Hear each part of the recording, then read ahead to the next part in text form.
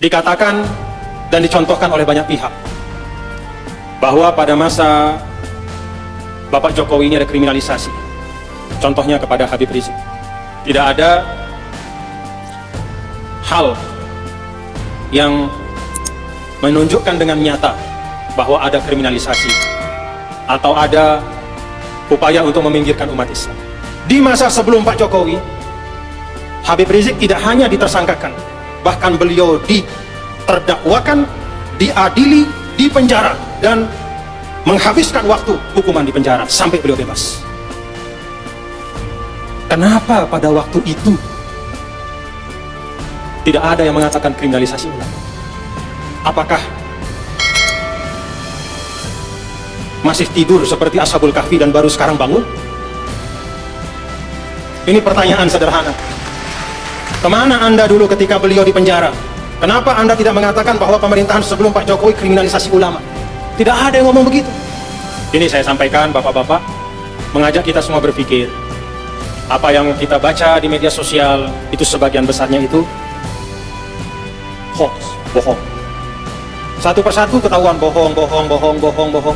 Inna lillahi wa inna ilaihi raji'un.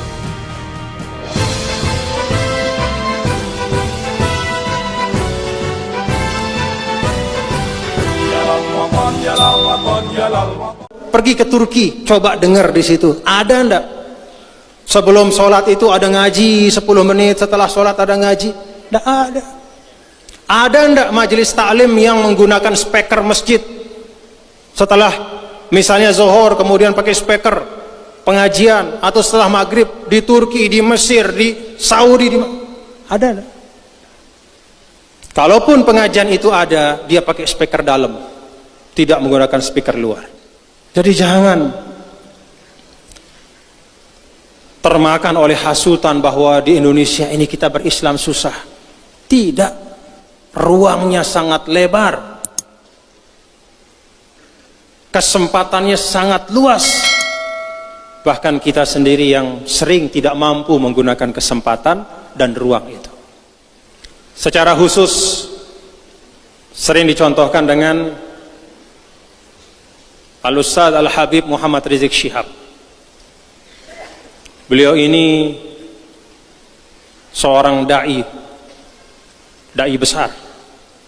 Saya ingat terakhir saya bersama beliau di Darul Habib, namanya pondok pesantren di Sukabumi, pada waktu acara, kalau tidak salah, Isra dan Mi'raj Nabi besar Muhammad sallallahu alaihi wasallam.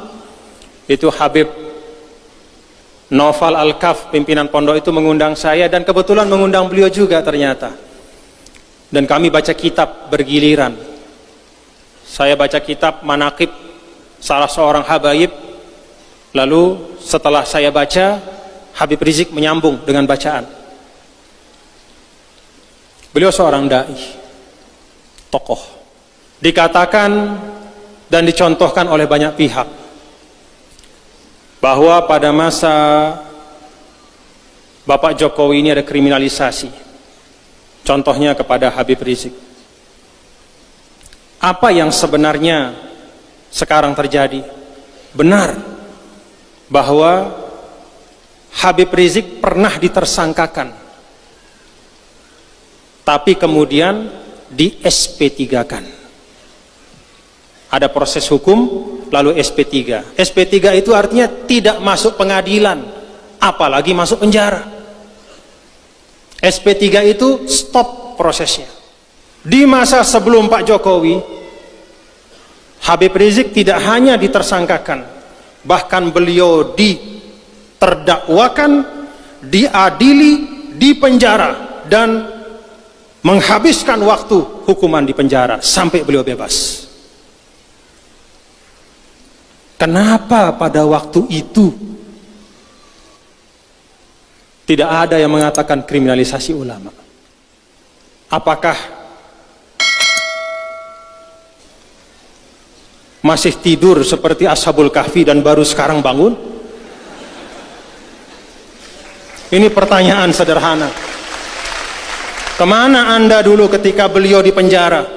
Kenapa Anda tidak mengatakan bahwa pemerintahan sebelum Pak Jokowi kriminalisasi ulama? Tidak ada yang ngomong begitu. Padahal yang dialami dan yang diderita oleh Habib Rizik Syihab itu jauh lebih berat dari sekarang. Kalau sekarang tersangka tapi selesai SP3, tidak jadi karena tidak cukup bukti. Tapi kalau dulu tidak hanya tersangka, terdakwa, terpidana, menunaikan hukuman, mana yang sekarang membela beliau itu dulu? Mana? Artinya apa, bapak-bapak?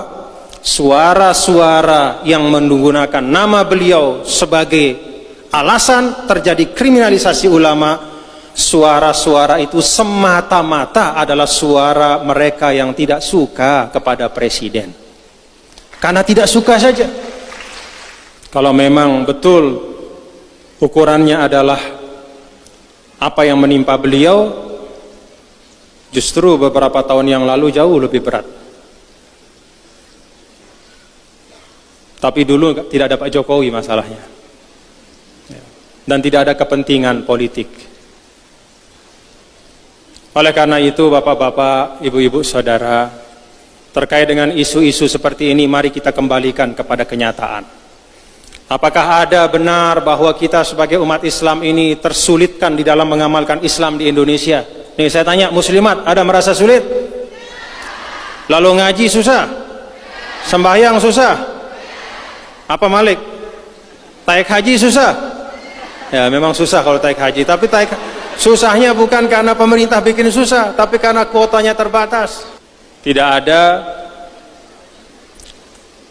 hal yang menunjukkan dengan nyata bahwa ada kriminalisasi atau ada upaya untuk meminggirkan umat Islam.